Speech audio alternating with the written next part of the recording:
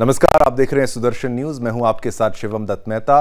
9 बजने वाले हैं और समय हो चुका है आपके पसंदीदा शो यानी कि जनमत का। एकमात्र ऐसा शो जहां आप हर खबर पर पोल के माध्यम से भाग लेते हैं। सोशल मीडिया प्लेटफॉर्म एक्स पर जाकर वहां आप वोट करते हैं तो नतीजे हम आपको दिखाते हैं जनमत में, जहां हर खबर पर आपकी राय हम दिखाते हैं आपको। और आज हम जिन विषयों पर चर्चा करेंगे जल्दी से उन पर भी एक नजर डाल लेते हैं। कौन से विषय हैं? जी हां, चुनावी रण की बात है। ऐसा मत सोचिए कि हरियाणा के चुनाव खत्म हो गए तो आगे और कोई महत्वपूर्ण चुनाव नहीं है। महाराष्ट्र है, झारखंड है, उपचुनाव हैं और इससे कई नेताओं की जिंदगी का फैसला होगा और उनके भविष्य को तय कर लिया जाएगा जब वोट डलने वाले दिन नजदीक है। अब फिर यही चुनाव से जुड़ा हुआ मुद्दा है सीट का बंटवारा। महाराष्ट्र में चुनावी समीकरण किस तरफ हैं? क्या भाई ऑपोजिशन उतना मजबूत रहा जितना लोकसभा चुनाव के बाद वो कॉन्फिडेंस को बूस्ट मिला? और देखिए, बीजेपी को जब से हरियाणा की जीत मिली है, जो मोराल बूस्टर मिला है, जो ताकत मिली है, उसके बाद अब विपक्ष में भी खलबली मच चुकी है। कांग्रेस को नसीहत भी दी जा रही है विपक्ष की बाकी पार्टियों के द्वारा। एनकाउंटर को लेकर गाइडलाइन होनी चाहिए क्या? उत्तर प्रदेश का यह मामला, और कौन सी नई गाइडलाइंस दे दी गई? और एनकाउंटर्स होते इतने हैं तो उसके बाद अगर गाइडलाइंस आई है तो उसके पीछे कोई कहानी है क्या, कोई स्टोरी है क्या? अगर आपको समझना है उत्तर प्रदेश के परिप्रेक्ष्य में तो एनकाउंटर की गाइडलाइंस के लिए भी आपके लिए हमारे पास विस्तार से जानकारी है। और फिर ज्यादा बच्चे करने को कहां कह दिया गया है? क्या ज्यादा बच्चे करना लाभदायक होगा देश के लिए, समाज के लिए और आर्थिक दृष्टिकोण से और हर दृष्टिकोण से, सामाजिक दृष्टिकोण से? ये आपको बताएंगे। कौन से स्टेट की बात कर रहे हैं वो भी समझाएंगे। और फिर ब्रिक्स की बैठक में केवल मोदी की चल रही है, ऐसा हम क्यों कह रहे हैं, वो पहले मुद्दे से ही आप आसानी से समझ पाएंगे। चलिए, ये तो फ्लोर ग्राफिक्स के माध्यम से हमने आपको बताया कौन से मुद्दे थे। अब शुरुआत करते हैं, पहली खबर पर आते हैं। पहली खबर क्या है? ब्रिक्स यानी BRICS, Brazil, Russia, India, China और साउथ अफ्रीका। प्रधानमंत्री नरेंद्र मोदी आज 16वें ब्रिक्स शिखर सम्मेलन में हिस्सा लेने के लिए रूस पहुंचे। 2 दिन के इस सम्मेलन में अगर पूरी दुनिया की किसी पर नजर है तो वो है 3 देशों पर, जिसमें कौन है? भारत है, चीन है और रूस है, जो ब्रिक्स के सदस्य हैं और इस सम्मेलन में शामिल हो रहे हैं। पीएम मोदी के अलावा चीन के राष्ट्रपति शी जिनपिंग भी ब्रिक्स समिट में हिस्सा लेने रूस पहुंचे हैं और ऐसी उम्मीद की जा रही है कि रूस में शी जिनपिंग और पीएम मोदी की द्विपक्षीय मुलाकात भी। और पीएम मोदी ने रूस यात्रा पर रवाना होने से पहले कहा कि भारत और रूस के संबंध और मजबूत होंगे। तो वहीं पिछले साल नए सदस्यों को जोड़ने के साथ ब्रिक्स के विस्तार ने इसकी समावेशिता और वैश्विक भलाई के एजेंडे को और मजबूत किया है। यह समिट रूसी शहर कजान में हो रहा है। कजान पहुंचने पर रूस के राष्ट्रपति यानी व्लादिमीर पुतिन ने भारतीय पीएम नरेंद्र मोदी का औपचारिक तौर पर स्वागत किया है। राष्ट्रपति पुतिन ने इस दौरान पीएम मोदी से कहा कि हमारे संबंध बहुत पुराने हैं। उन्होंने भारत और रूस को ब्रिक्स के मूल सदस्य देश बता डाला। पीएम मोदी ने स्वागत के लिए पुतिन का धन्यवाद भी किया है। इस दौरान मोदी ने पुतिन के सामने यूक्रेन युद्ध पर भी स्पष्ट संकेत देते हुए कहा कि युद्ध किसी भी समस्या का हल नहीं है। और आपको यह बात हमेशा से पता होनी चाहिए कि केवल प्रधानमंत्री नरेंद्र मोदी ही ऐसे व्यक्ति हैं जो आंख में आंख डालकर व्लादिमीर पुतिन को यह कहते हैं कि भाई युद्ध में भलाई नहीं है, इससे दूर रहना चाहिए। और वो ज़ेलेंस्की से भी बात करते हैं, पुतिन से भी बात करते हैं और दोनों सुनते हैं उनकी बात को। बातचीत के जरिए ही किसी भी मुद्दे को हल किया जा सकता है, ये कहा गया। नरेंद्र मोदी ने कजान में कहा, रूस और यूक्रेन के संघर्ष के मसले पर हम संपर्क में हैं। मैंने पहले भी कहा है और लगातार दोहराया है कि समस्याओं का शांतिपूर्ण तरीके से हल होना चाहिए। ये तस्वीर आप देख रहे हैं, गले मिलना, ये मोदी का स्टाइल है। युद्ध किसी मुद्दे का हल नहीं हो सकता। हमारे सभी प्रयास मानवता को ऊपर रखते हैं। भारत हमेशा शांति के लिए अपना योगदान देने को तैयार है। प्रधानमंत्री नरेंद्र मोदी अपने संबोधन में उन्होंने क्या कहा वो आपको बता देते हैं।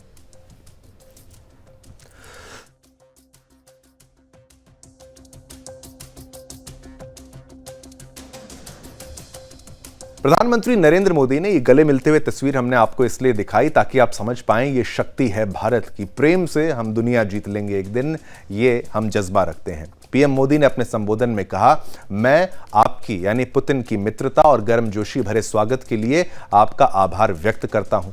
इस शहर के साथ भारत के गहरे और ऐतिहासिक संबंध रहे हैं। कजान में भारत के नए कॉन्सुलेट खुलने से ये संबंध और मजबूत होंगे और पिछले 3 महीने में मेरा 2 बार रूस आना हमारे करीबी समन्वय और गहरी मित्रता को दर्शाता है। प्रधानमंत्री नरेंद्र मोदी ने कजान में कहा, बीते 1 वर्ष में ब्रिक्स की सफलता के लिए मैं आपको बधाई देता हूं। 15 वर्षों में ब्रिक्स ने अपनी विशेष पहचान बनाई है और अब विश्व के सफल देश जो हैं इससे जुड़ना चाहते हैं। कल मैं ब्रिक्स सम्मेलन में हिस्सा लेने के लिए उत्सुक हूं। ये उनके पुराने मैसेज की बात कर रहे हैं। इससे पहले रूस पहुंचने पर पीएम मोदी ने एक्स पर लिखा, ब्रिक्स शिखर सम्मेलन के लिए कजान पहुंच गया हूं। ये एक महत्वपूर्ण शिखर सम्मेलन है और यहां होने वाली चर्चाएं ग्रह को और बेहतर बनाने में योगदान देगी। वहीं रूस के राष्ट्रपति व्लादिमीर पुतिन ने कहा, अंतर सरकारी आयोग की अगली बैठक 12 दिसंबर को नई दिल्ली में होने वाली है। हमारी परियोजनाएं लगातार विकसित हो रही हैं। आपने कजान में भारतीय वाणिज्य दूतावास खोलने का फैसला किया है, हम इसका स्वागत करते हैं। भारत की नीतियों से हमारे सहयोग को फायदा होगा। हम आपको और आपके प्रतिनिधिमंडल को रूस में देखकर हम बहुत खुश हैं। तो ये देखिए, पुतिन भी खुश हैं, वो भी तारीफ करते हुए नजर आ रहे हैं। अब आपको बताते हैं कि ब्रिक्स क्या है और इसका महत्व क्या है। कि आप हर जगह सुन रहे हैं कि ब्रिक्स ब्रिक्स ब्रिक्स, लेकिन ब्रिक्स क्या है इसको आपको हम समझाएंगे, थोड़ा ग्राफिक्स भी दिखाएंगे, तमाम चीजें भी बताएंगे। ब्रिक जो है एक ब्रिज, एक बहुपक्षीय डिजिटल भुगतान प्रणाली है जिसे ब्रिक्स देशों के बीच आर्थिक लेन देन को आसान और सुरक्षित बनाने के लिए विकसित किया गया है। ब्रिक्स ब्रिज के 10 प्रमुख बातें भी आपको बता दें। स्वतंत्र डिजिटल प्लेटफॉर्म, ब्रिक्स ब्रिज एक स्वतंत्र भुगतान और निपटान प्रणाली होगी जो ब्रिक्स देशों को अपने वित्तीय लेन देन को बाहरी हस्तक्षेप और प्रतिबंधों से बचाने में मदद करेगी। राष्ट्रीय मुद्दों में लेन देन, सोचिए, इस प्लेटफॉर्म के माध्यम से ब्रिक्स देशों के बीच व्यापार राष्ट्रीय मुद्राओं और डिजिटल मुद्राओं में किया जा सकेगा, जिससे डॉलर पर निर्भरता कम होगी। तो पहले डॉलर का बोलबाला था, लेकिन अब ब्रिक्स ब्रिज के जरिए जो है योगदान जो होगा, पैसे का ट्रांसफर होगा, वो की लोकल करेंसी में हो जाएगा, यानी रुपया चलेगा, रूबल चलेगा। डिजिटल मुद्रा का उपयोग जो है ब्रिक्स ब्रिज के तहत सदस्य देशों की डिजिटल मुद्राओं का उपयोग किया जा सकेगा, जैसे कि रूस का डिजिटल रूबल, जिससे लेन देन तेज और सुरक्षित होगा। अब अंतर्राष्ट्रीय भुगतान का सुधार इसमें कैसे है? यह प्रणाली क्रॉस बॉर्डर यानी सीमा पार भुगतान को तेज और सस्ता बनाएगी, जिससे व्यापार में समय और धन की बचत होगी। राजनीतिक प्रतिबंधों से बचाव भी कैसे मिलेगा कि भाई यूएस जैसे देश हैं और प्रतिबंध लगाने में बहुत आगे हैं, खुद को ठेकेदार समझते हैं पूरी दुनिया का, वो प्रतिबंध अब उतने नहीं लगा पाएंगे, क्योंकि अब हमारे बीच में ऐसा समन्वय हो गया कि तेल खरीदना है तो पैसे में खरीद लेंगे, रुपए में खरीद लेंगे और हमें अमेरिकी डॉलर का इस्तेमाल नहीं करना पड़ेगा। तो उस आधार पर इसको समझिए।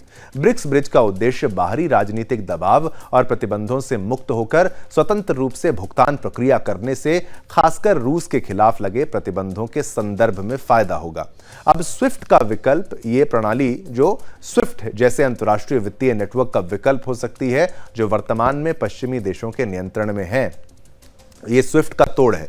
वित्तीय एकीकरण, ब्रिक्स देशों के बीच वित्तीय एकीकरण को बढ़ावा देने के लिए यह प्लेटफॉर्म मददगार होगा, जिससे इनके आर्थिक संबंध और मजबूत होंगे। तो ब्रिक्स देशों की आर्थिक मजबूती के बारे में भी आप जान लीजिए। इस प्लेटफॉर्म का विकास ब्रिक्स के सदस्य देशों की आर्थिक मजबूती और स्वतंत्रता को दर्शाता है, जिससे वैश्विक आर्थिक संतुलन बदलने की संभावना है। अब ब्रिक्स सम्मेलन में चर्चा की भी आपको हम बात बता डालते हैं। ब्रिक्स ब्रिज का मुद्दा जो है वो कजान ब्रिक्स सम्मेलन का मुख्य फोकस होगा, जहां इसे अंतिम रूप दिया जाने की उम्मीद है। संभावित वैश्विक प्रभाव के बारे में भी आप समझ लीजिए। अगर ब्रिक्स ब्रिज सफल होता है तो ये अन्य विकासशील देशों के लिए भी एक मॉडल बन सकता है, जिससे वे भी पश्चिमी वित्तीय दबावों से बचने के लिए इसे अपनाने पर विचार कर सकते हैं। आपको बता दें कि ब्रिक्स की वजह से अमेरिका की टेंशन बढ़ती नजर आ रही है। अमेरिका तनाव में है। ब्रिक्स देशों की ओर से तेल के कारोबार के लिए डॉलर के बजाय स्थानीय मुद्रा का इस्तेमाल करने के विकल्प पर जोर दिया जा रहा है। माना जा रहा है कि रूस के कजान में हो रहे ब्रिक्स शिखर सम्मेलन में इसे लेकर चर्चा हो सकती है। अमेरिकी डॉलर पर निर्भरता कम करने के विकल्प पर कई देशों ने सहमति जताई है और इस पर अगर सहमति बनती है तो अमेरिका को बड़ा झटका लगेगा। दरअसल रूस, जो कि यूक्रेन युद्ध की शुरुआत से कई प्रतिबंधों को झेल रहा है, और चीन, जो वैश्विक स्तर पर अमेरिका के वर्चस्व को चुनौती देने की कोशिश में जुटा है, दोनों देश इस विकल्प को लेकर काफी सकारात्मक नजर आ रहे हैं। हाल ही में सऊदी अरब ने भी कहा था कि वह नई संभावनाओं पर बातचीत करने के लिए तैयार है। वहीं अटलांटिक काउंसिल के अनुसार वैश्विक स्तर पर अमेरिकी डॉलर भंडार की हिस्सेदारी 14% से अधिक घट चुकी है और ऐसे समय में अगर ब्रिक्स देश डॉलर की बजाय स्थानीय करेंसी से व्यापार का फैसला लेते हैं तो इससे अमेरिका की टेंशन बढ़ सकती है। तो अमेरिका को परेशानी हो रही है, टेंशन हो रही है और ये जो डर है, ये परेशानी है, ये अच्छी है। चलिए इस खबर पर पोल के माध्यम से जो प्रश्न हमने पूछा वो भी आपको बता देते हैं। ब्रिक्स करेंसी से बूस्ट होगी इकोनॉमी, 93% लोगों ने कहा हां, 7% लोगों ने कहा ना।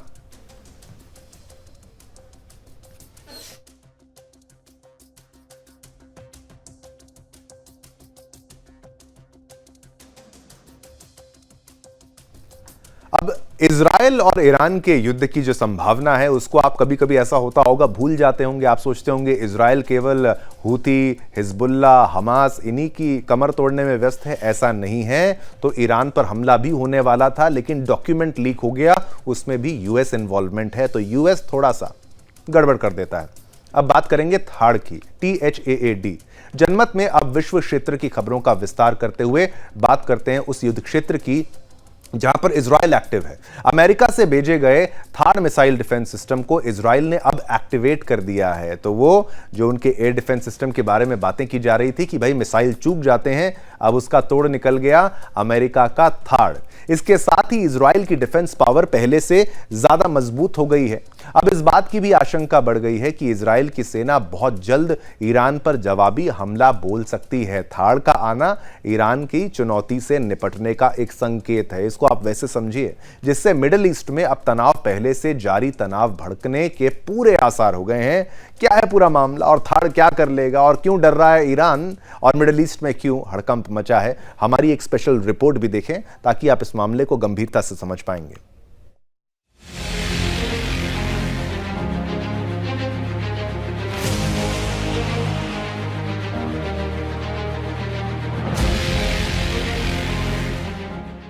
इजराइल के आसमान में अमेरिका का कवच, एक्टिव हुआ एक और ताकतवर रक्षक। थाड़ से दुश्मनों के मंसूबे हवा में होंगे खाक।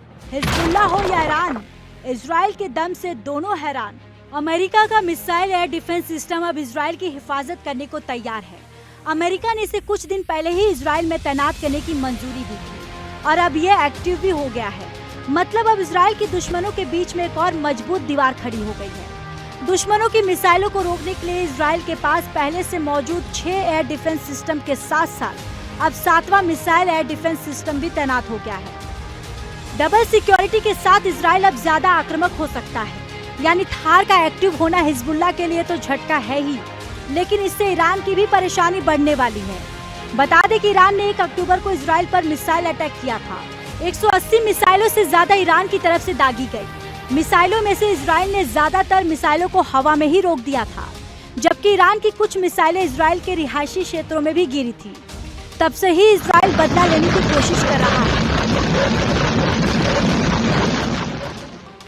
माना जा रहा है कि ईरान पर हमला करने के बाद इजराइल की हवाई सुरक्षा पुख्ता करने के लिए ही अमेरिका ने अपना ब्रह्मास्त्र थार एयर डिफेंस सिस्टम इजराइल को सौंपा और साथ ही इसे ऑपरेट करने के लिए 100 से ज्यादा सैनिक भी अमेरिका ने इजराइल भेजे और अब थार में इजराइल में काम करना शुरू कर दिया है। ऐसे में अनुमान लगाया जा रहा है कि ईरान पर किसी भी वक्त IDF का हमला हो सकता है। ईरान के अलावा हिजबुल्ला भी इजराइल पर हमले कर रहा है, जिसमें भले ही नाकाम हो रहे हैं, लेकिन कई जगह इजराइल को नुकसान भी हो रहा है। हिजबुल्ला के पास कई और ताकतवर मिसाइलें हैं जिनका प्रयोग और इजराइल के खिलाफ कर सकता है। जंग को मोर्चे पर इजराइल के साथ देने के लिए अमेरिका ने अपना थार सिस्टम उतार दिया है। मतलब खुद की सुरक्षा को पुख्ता करने के बाद इजराइल मिडिल ईस्ट में अपने दुश्मनों को तबाह करने के लिए आक्रामक रणनीति अपनाने को तैयार है। अमेरिका का थार बेहद advance anti missile air defence system है। इसका पूरा नाम terminal high altitude aerial defence है। ये छोटी दूरी से लेकर लंबी दूरी तक की बैलिस्टिक मिसाइलों को मुकाबला करने में भी सक्षम है। यह हवा में आ रही मिसाइलों को मार गिराता है। ये 3000 किलोमीटर तक के खतरे को भांप लेता है। अमेरिका की एक थार बैटरी में 9 ट्रक माउंटेन लॉन्चर होते हैं। इससे कहीं भी आसानी से ले जाया जा सकता है। हर एक ट्रक पर सिंगल स्टेज रॉकेट इंजन वाली 8 मिसाइलें फिट रहती हैं और लॉन्च व्हीकल को मिसाइलों से लैस करने में सिर्फ 30 मिनट ही लगते हैं। थार के NTPI 2 रडार 1000 किलोमीटर की दूरी के हवाई इलाकों पर नजर रखने में सक्षम है। इतनी दूरी तक इसकी नजर से दुश्मन की मिसाइल नहीं बच सकती। अमेरिका ने थार डिफेंस सिस्टम को यूरोप, दक्षिण कोरिया और मिडिल ईस्ट में जंग के हर उस मोर्चे पर तैनात किया हुआ है जहां उसके बेस से मिसाइलों के हमले से खतरा है। अमेरिकी थार के इजराइल में एक्टिव होने से ईरान में खलबली मच गई है। ईरान को डर है कि इजराइल अब किसी भी वक्त बदले की कार्रवाई कर सकता है। जवाबी हमलों की आशंकाओं के बीच ईरान ने धमकी देते हुए कहा है कि अगर IDF ने न्यूक्लियर साइट्स को निशाना बनाया तो इजराइल को न सिर्फ इसका खामियाजा भुगतना पड़ेगा बल्कि ईरान अपनी परमाणु नीतियों को बदलने के लिए मजबूर हो जाएगा और इजराइल को मुंहतोड़ जवाब दिया जाएगा। इससे साफ पता चलता है कि दोनों तरफ तैयारी पूरी है, मतलब वार पलटवार का सिलसिला लंबा हो सकता है। ऐसे में बारूद के ढेर पर बैठे मिडिल ईस्ट से भड़की चिंगारी तीसरे विश्व युद्ध की जंग में बदल सकती है। Bureau report, Sudarshan news.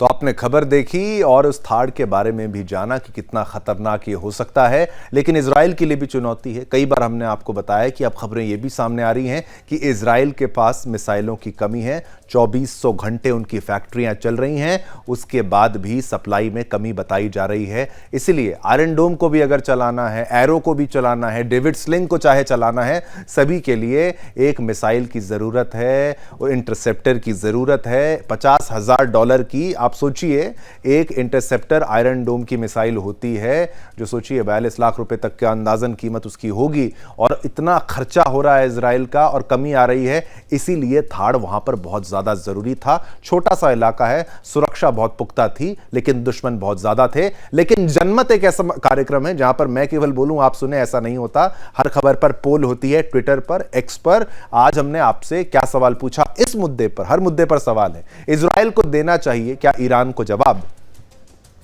91%, 91% लोगों ने कहा हां, 9% लोगों ने कहा ना। बहुमत यह मानता है कि इजराइल को जवाब देना चाहिए ईरान को। और मैं भी स्पष्ट कर दूं कि देना भी चाह रहा था, लेकिन इंटेलिजेंस फेलियर यहां पर होने की खबर जब से सामने आई है तो बिल्कुल ये गड़बड़ हुई है कुछ।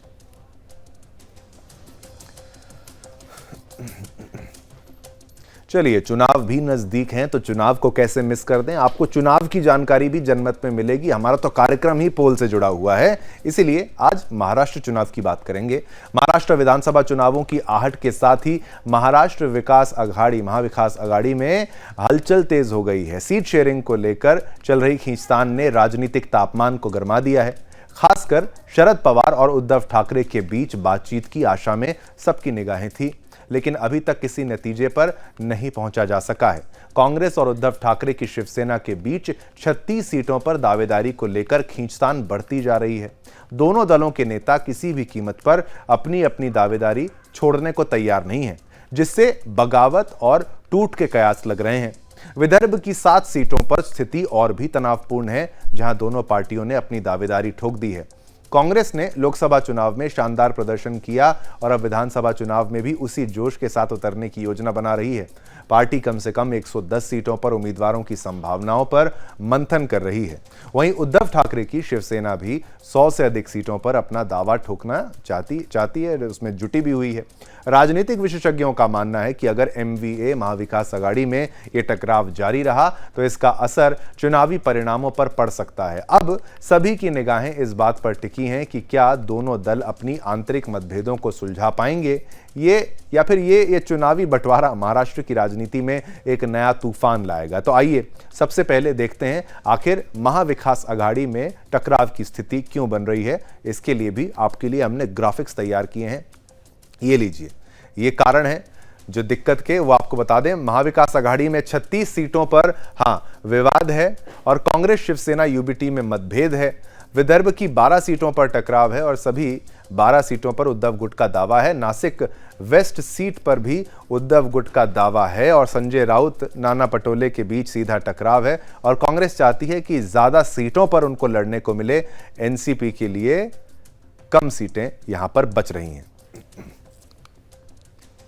चलिए, तो हमने आपको ग्राफिक्स, ये देखिए विदर्भ में उद्धव की शर्त क्या है, एमवीए का सरदर्द कैसे बन चुकी है। अरमोरी में चंद्रपुर, गढ़चिरौली, गोंदिया, भंडारा, चिमूर और बल्लारपुर, चंद्रपुर, रामटेक, कमाठीपुरा, दक्षिण नागपुर, अहेरी, भद्रावती, वसेरा। वहीं आप सोचिए, ये देखिए विदर्भ में उद्धव की शर्त और एमवीए का सिरदर्द।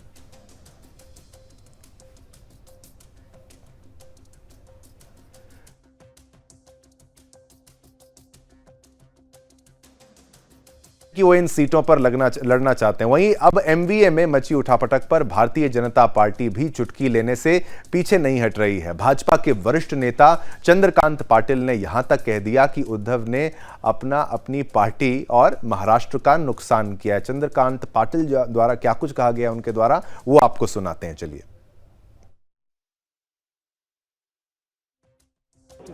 लेकिन मैं लगातार उद्धव जी से यह कहता आया हूँ, कल भी कहा हूँ कि आपने 2019 में आपका, आपकी पार्टी का और महाराष्ट्र का बहुत नुकसान किया, जिस नुकसान से जल्दी बाहर निकलना है तो आपको कुछ न कुछ रीथिंकिंग करना पड़ेगा। जिस प्रकार का अपमानित होना वहाँ चल रहा है, आप कहेंगे कि आपको क्या पड़ी है, तो नहीं पड़ी है भाई, लेकिन एक सामान्य नागरिक के नाते स्वर्गीय बाला साहेब ठाकरे जी की पार्टी के ये हाल होते देखना, ये हम जैसे को नहीं सहता। इसलिए हम बोलते हैं कि आपकी 18 सीटें थी लोकसभा में, 9 हो गई। आपसे बाहर निकले हुए एकनाथ जी की, माननीय मुख्यमंत्री महोदय की 7 हो गई। आपसे एकनाथ जी को 2 लाख वोट ज्यादा मिले। इनकी 1 थी कांग्रेस की, वो 13 बन गए। राष्ट्रवादी की 4 थी, वो 8 बन गए।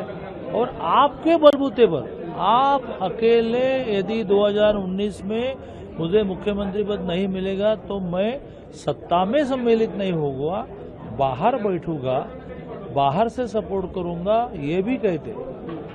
मैं कांग्रेस और राष्ट्रवादी के साथ नहीं जाऊंगा, मेरा जमीर इसके लिए परमिशन नहीं देता, ये भी कहते, तो राज्य का चित्र अलग होता। आप ये कहते कि मैं बाहर से भी सपोर्ट नहीं करूंगा, तो हंग पार्लियामेंट बन जाती, उसका निर्णय आगे होता।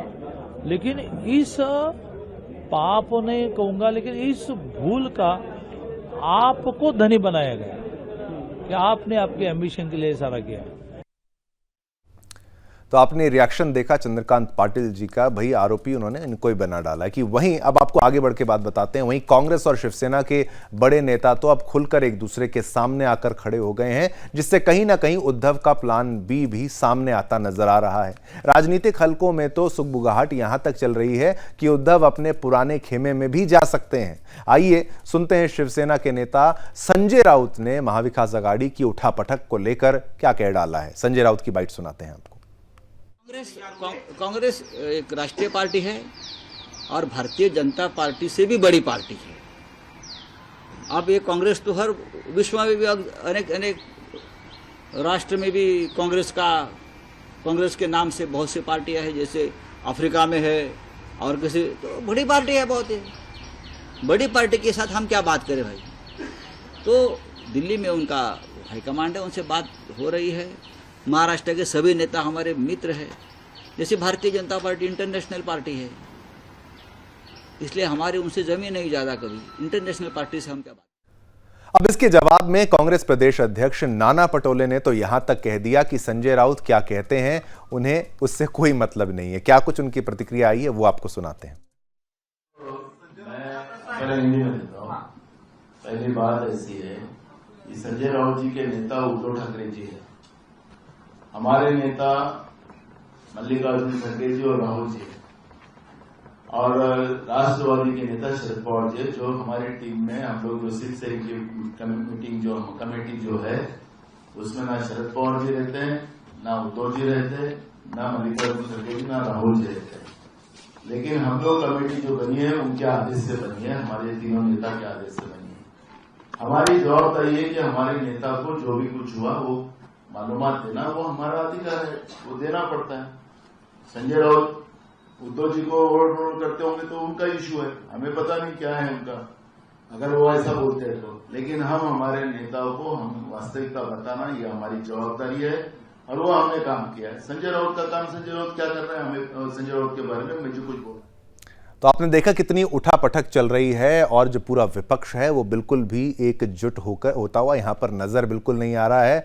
और कांग्रेस और यहाँ पर आप देखिए शिवसेना के बीच में, उद्धव गुट के बीच में अभी कैसे खींचतान चल रही है। चलिए ये खबर तो हमने आपको बताई, राजनीतिक परिप्रेक्ष्य से वहाँ की खबर बताई। अब एक बड़ी खबर आपको बता दें, जहाँ पर कोर्ट के फैसले पर ब्रेकिंग न्यूज़ के माध्यम से आपको बताएं, कोर्ट के फैसले के बाद कैसे जिसने कभी पाकिस्तान जिंदाबाद का नारा लगाया होगा उसको कोर्ट की तरफ से क्या कह दिया गया था कि भाई 21 बार भारत माता की जय बोलोगे, सैल्यूट करोगे। और वो तस्वीरें भी दिखाएंगे। एमपी कोर्ट ने दी फैजल खान को जमानत, और जमानत की शर्त क्या थी? पाक समर्थित और भारत विरोधी नारेबाजी इसने की थी, इसने पाकिस्तान जिंदाबाद बोल दिया था। कोर्ट ने अनोखी सजा सुनाई थी, महीने में आपको राष्ट्रीय ध्वज को देनी होगी 21 बार सलामी, 21 बार राष्ट्रीय ध्वज को सलामी देनी होगी और साथ ही साथ आपको भारत माता की जय भी बोलना होगा। और ये लीजिए, एमपी कोर्ट ने दी फैजल खान को जमानत और इसी तर्ज पर दी गई थी कि भाई भारत माता की जय बोलोगे, पाक समर्थित और भारत विरोधी नारेबाजी इसने की थी। और कोर्ट ने सुनाई थी महीने में 2 बार जाना होगा थाने, 2 बार जाना होगा थाने और राष्ट्रीय ध्वज को देनी होगी 21 बार सलामी, 21 बार सलामी। तो ये देखिए तस्वीरें मैं चाहता हूं आपको फुल करके दिखाएंगे, एक बार फुल करके आपको तस्वीर फुल करके दिखाएंगे। आप उसको देखिए कैसे ये इसके द्वारा भारत माता की जय, भारत माता की जय। और ये देखिए ये झंडे को सलाम करते हुए 21 बार झंडे को सलाम करते हुए ये तस्वीर आप देखिए और आप समझिए असर है, ये कोर्ट का असर है कि भाई पाकिस्तान जिंदाबाद बोलोगे तो जमानत अगर तुम्हें चाहिए जेल से बाहर निकलने की तो उसकी शर्त ये है कि भारत माता की जय बोलो और साथ ही साथ झंडे को सैल्यूट करो। और फिर से चलिए वापस आते हैं ब्रेकिंग के साथ, आपको दिखाते हैं। ये लीजिए एमपी कोर्ट ने फैजल खान को यहां जमानत दी है और पाक समर्थित भारत विरोधी नारेबाजी इसने की थी। बोला है कि भाई महीने में 2 बार आपको थाने जाना होगा, 2 बार थाने जाना होगा और राष्ट्रीय ध्वज को देनी होगी 21 बार सलामी देनी होगी। और ये अनोखी सजा, अनोखी पहल जहां पर फैजल खान को जमानत है। जैसा कि पहले मैंने कहा था कैसे बोतलें चल गई और मामला वक्फ का है और कितनी दिक्कत हो रही है इनको संशोधन में। देखिए आज दिल्ली में वक्फ विधेयक पर जेपीसी, जॉइंट पार्लियामेंट्री कमेटी, संयुक्त संसदीय समिति की बैठक में हाथापाई हो गई। सोचिए नेता आपस में लड़ पड़े, सत्ता पक्ष और विपक्ष के बीच बिल को लेकर चर्चा हो रही थी कि तभी कुछ ऐसा हुआ जिसने सबका ध्यान खींचा है। बीजेपी के अभिजीत गंगोपाध्याय और टीएमसी के सांसद कल्याण बनर्जी के बीच तीखी बहस हो गई। बहस के दौरान टीएमसी सांसद ने खुद को बोतल मारकर चोटिल कर लिया। आप सोचिए खुद को बोतल मार के चोटिल कर लिया गया। और दिल्ली से जहां वक्फ बिल की संयुक्त संसदीय मीटिंग यानी जेपीसी में भारी हंगामा हो गया, अभी भी देखिए ये वक्फ को लेकर खुद को बोतल मार रहे हैं। हंगामा इतना बढ़ गया कि टीएमसी सांसद अपना आपा खो बैठे। इस दौरान टीएमसी सांसद कल्याण बनर्जी ने कांच की बोतल तोड़कर खुद को ही घायल कर लिया। जेपीसी बैठक के दौरान वक्फ भूमि पर चर्चा चल रही थी और इसी दौरान कल्याण बनर्जी अभिजीत बंदोपाध्याय से भिड़ गए और बोतल टूटने से उनके हाथ में काफी चोट लग गई और उन्हें डॉक्टर के पास ले जाया गया, जहां उनके हाथ पर टांके भी लगे हैं। सोचिए जेपीसी की बैठक में इतनी आपत्ति क्या है? वक्फ में संशोधन से आपत्ति है क्या कि आप बोतलें फोड़ लेंगे? कल्याण बनर्जी की इस हरकत से उन पर कड़ी कार्रवाई भी हो गई है। जेपीसी चेयरमैन जगदंबिका पाल ने टीएमसी सांसद को अगली बैठक के लिए सस्पेंड कर दिया, सस्पेंशन हो गया उनका। यानी जो भी अगली जेपीसी की बैठक होगी उसमें कल्याण बनर्जी शामिल नहीं हो पाएंगे। अब क्या जेपीसी के अध्यक्ष यानी जगदंबिका पाल जी के द्वारा कहा गया है वो भी आपको सुनाते हैं प्रतिक्रिया।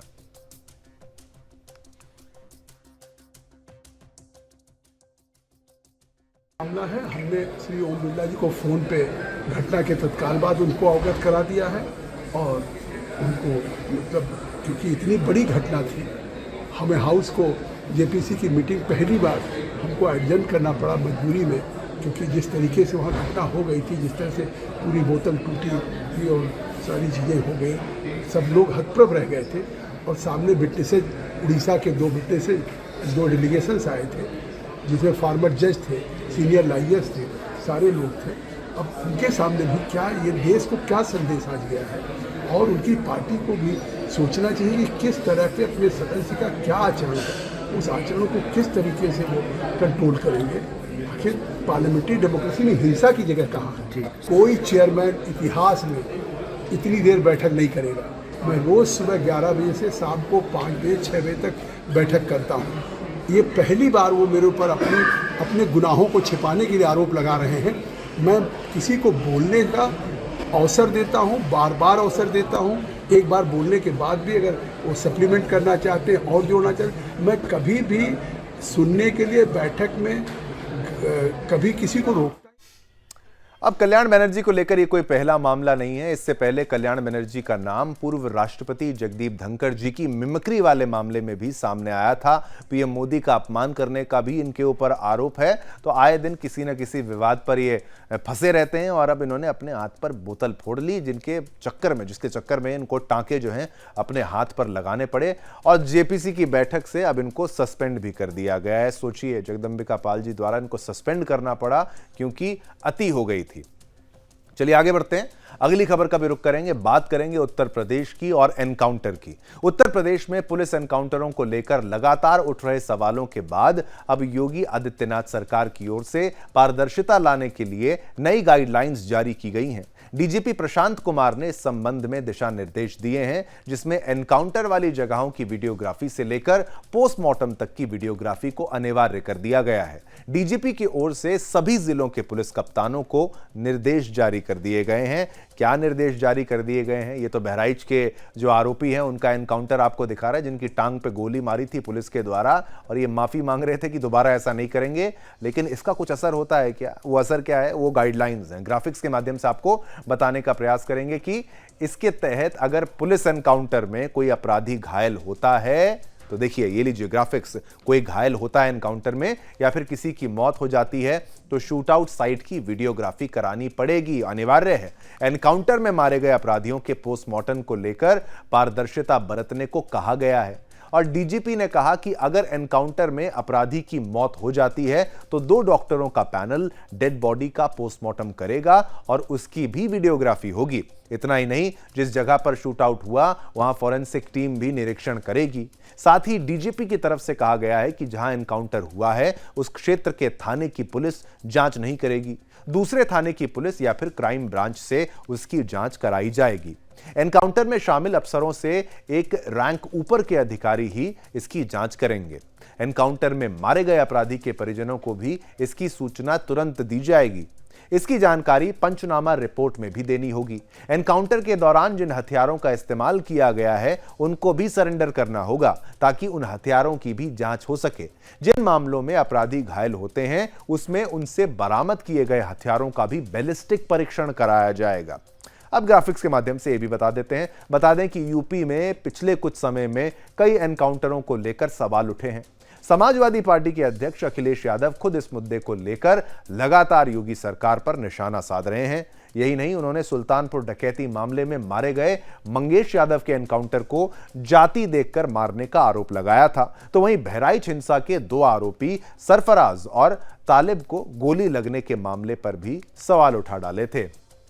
तो ये अब योगी का न्यू एनकाउंटर फॉर्मूला है, जहां पर अपराधियों का अंजाम वही होगा लेकिन पॉलिसी नहीं होगी, वीडियोग्राफी होगी और लाइट कैमरा ऑन होगा, एनकाउंटर चालू रहेगा। और यूपी में एनकाउंटर का ये तरीका नया इसलिए होगा कि भाई कोर्ट की डायरेक्शन, आप मतलब ऑफिशियल जो डायरेक्शन वो ये है कि भाई अब आपको वहां पर पूरी वीडियोग्राफी करनी पड़ेगी और डॉक्टर जांच करेगी। और ये ऑफिशियल अब सरकार की तरफ से ये बात सामने आ रही है। कोर्ट की तरफ से नहीं कहूंगा लेकिन सरकार की तरफ से तो ये बात सामने आ रही है। अब आगे बढ़ेंगे, एक और मुद्दे की बड़ी बात करेंगे जो कि जनसंख्या से जुड़ा हुआ है। अब इसमें क्या कुछ अलग मामला है, कम करने की बात नहीं, बढ़ोतरी की बात है। कहां पर, कैसे, ध्यान से सुनिए। देश में एक ओर जहां जनसंख्या में बढ़ोतरी हो रही है तो वहीं दूसरी ओर आंध्र प्रदेश सरकार की नई जनसंख्या नीति की चर्चा भी चल रही है। मुख्यमंत्री चंद्रबाबू नायडू ने आंध्र प्रदेश में लागू पॉपुलेशन पॉलिसी को खत्म करने की घोषणा करते हुए नया कानून लाने की बात कह डाली है। आंध्र प्रदेश में अब तक ऐसे लोग चुनाव नहीं लड़ सकते थे जिनके 2 से अधिक बच्चे हों, लेकिन नायडू सरकार ने अब ऐसा कानून लाने की घोषणा की है कि जिसमें यह प्रावधान होगा कि निकाय चुनाव केवल वही लोग लड़ सकेंगे जिनके 2 से अधिक बच्चे होंगे। नायडू ने अपने फैसले के पीछे साउथ के राज्यों में बढ़ती बुजुर्ग आबादी के खतरे का हवाला दिया है। अब तमिलनाडु के मुख्यमंत्री एम के स्टालिन ने भी आह्वान कर दिया है कि लोग 16-16 बच्चे पैदा करें। साउथ के 2 सीएम के बयानों में से राष्ट्रीय राजनीति पर इस पर बहस तेज हो गई है कि भाई बच्चे ज्यादा करने की बात कही जा रही है क्या, क्योंकि जनसंख्या को लेकर जिन 2 मुख्यमंत्रियों के बयान आए हैं उनमें से एक चंद्रबाबू नायडू एनडीए में और दूसरे स्टालिन इंडी ब्लॉक में हैं। 2 विरोधी गठबंधनों में शामिल क्षेत्र पार्टियों के अगुआ पॉपुलेशन पॉलिसी के मुद्दे पर एक राय रखते नजर आ रहे हैं। हालांकि दोनों के तर्क अलग अलग हैं, यह भी आप समझ लीजिए। चंद्रबाबू नायडू ने आंध्र प्रदेश के गांवों में बढ़ती बुजुर्ग आबादी और युवाओं के शहरों की ओर पलायन से उत्पन्न हुई स्थिति का जिक्र करते हुए कहा कि ऐसा ही रहा तो 2047 तक गंभीर समस्या उत्पन्न हो जाएगी। कई गांवों में केवल बुजुर्ग ही रह जाएंगे और यह समस्या सही भी है। उन्होंने देश में 2.1% 2.1% प्रजनन दर के मुकाबले सूबे का औसत बताया, जो कि 1.6 होने का हवाला दे डाला है उन्होंने। वहीं स्टालिन ने तो खुलकर संसदीय सीटों की संख्या का राग छेड़ दिया है। तमिलनाडु के मुख्यमंत्री एमके स्टालिन ने कहा है कि पहले के लोग 16 संतान का आशीर्वाद देते थे। हालांकि इसका मतलब 16 संतान नहीं बल्कि 16 तरह की संपत्ति होता था। अब यह आशीर्वाद कोई नहीं देता। उन्होंने कहा कि शायद अब समय आ गया है कि नए कपल 16-16 बच्चे पैदा करें।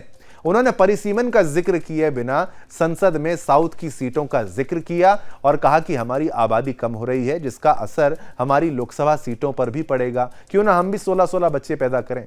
किस रीजन में कितनी लोकसभा सीटें, नॉर्थ की बात करें तो यह भी आपको बता दें, नॉर्थ की बात करते हुए, कि हिंदी पट्टी में ही लोकसभा की कुल 225 सीटें हैं। हिंदी पट्टी में 80 सीटें वाला उत्तर प्रदेश है और 5 सीटों वाले उत्तराखंड के साथ ही 40 सीटों वाला बिहार भी है, 14 सीटों वाला झारखंड भी है, 29 सीटों वाला मध्य प्रदेश भी है, 11 सीटें छत्तीसगढ़ में है, 25 सीटें राजस्थान, 10 हरियाणा, 4 हिमाचल प्रदेश और 7 सीटें वहां पर केंद्र शासित प्रदेशों में भी शामिल है। वहीं दक्षिण भारत की अगर बात करें तो इसमें 5 राज्य आंध्र प्रदेश, तेलंगाना, कर्नाटक, तमिलनाडु और केरल के साथ ही केंद्र शासित प्रदेश पुदुचेरी भी आता है। आंध्र प्रदेश में लोकसभा की 25, तेलंगाना में 17, कर्नाटक में 28, तमिलनाडु में 39, केरल में 20 और केंद्र शासित प्रदेश पुदुचेरी में 1 लोकसभा सीट है। चंद्रबाबू नायडू ने जब नई जनसंख्या नीति की बात कही तो करते हुए उन्होंने आंध्र ही नहीं पूरे साउथ में जनसंख्या बढ़ाने पर जोर देते हुए लोगों का आह्वान किया तो चर्चा लोकसभा सीटों और परिसीमन की भी होने लगी थी।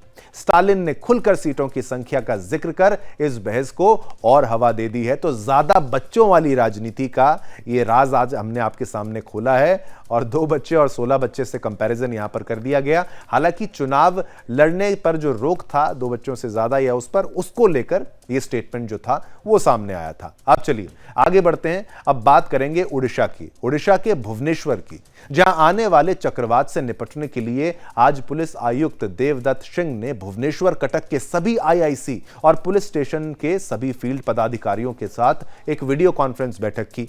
बैठक में पुलिस आयुक्त देवदत्त सिंह ने पदाधिकारियों को सतर्क रहने और सभी आवश्यक सुविधाओं से लैस रहने का निर्देश दिया।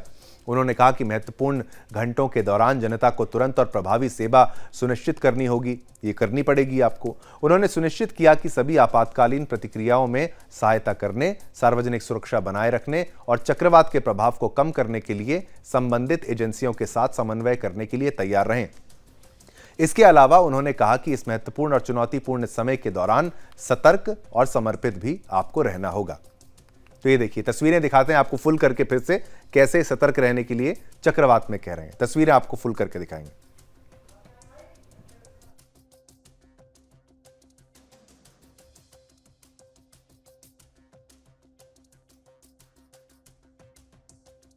आप तस्वीरें देख रहे हैं, ये आपको आईएमडी के मैप्स के जरिए हम दिखा रहे हैं और आप ये देखिए चक्रवात किस तरीके से वहां पर आ रहा है और ये अनाउंसमेंट कैसे की जा रही है।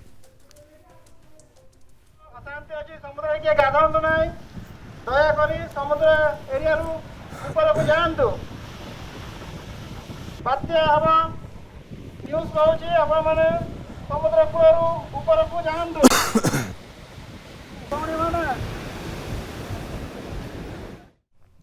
तो आपने देखा, अगर सतर्क रहेंगे, पुलिस प्रशासन एक्टिव रहेगा, एडमिनिस्ट्रेशन एक्टिव रहेगा, प्रशासन सतर्क जब रहता है तो लोगों की जान बचती है और ये सराहनीय पहल भी है जिसकी तारीफ की जानी चाहिए।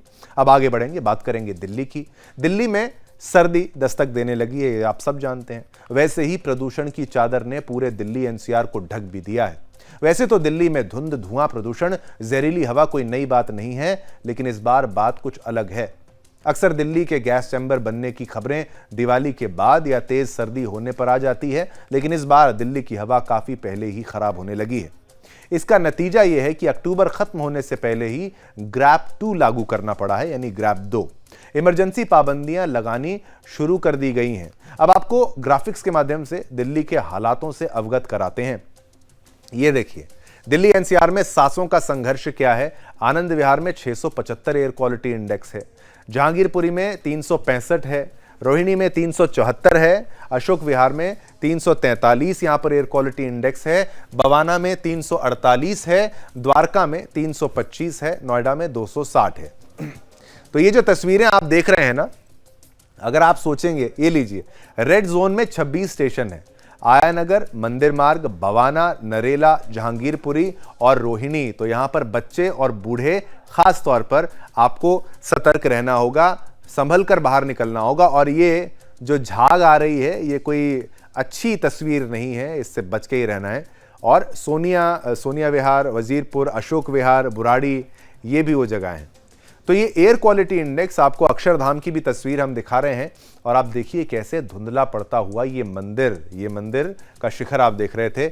और ये लोग इसको ग्लेशियर से कंपेयर करने का प्रयास कर रहे हैं कि भाई जो बर्फ जमी होती है आर्कटिक या एंटार्क्टिक में, वैसी तस्वीरें, लेकिन ये बेहद जहरीला पानी था।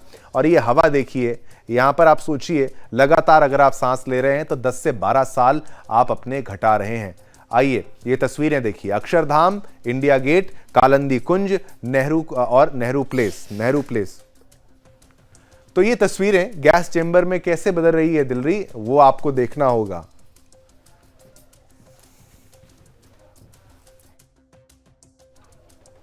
चलिए आज्ञा दीजिए, समय इतनी अनुमति देता है आपके साथ संवाद करने की। कल फिर आएंगे, नए मुद्दे होंगे, नई बातें होंगी आपके साथ। मुझे यानी शिवम दत्त मेहता को और मेरी पूरी टीम को आज्ञा दीजिए। हम सभी की तरफ से आप सभी को जय हिंद, जय भारत, जय हिंदुस्तान।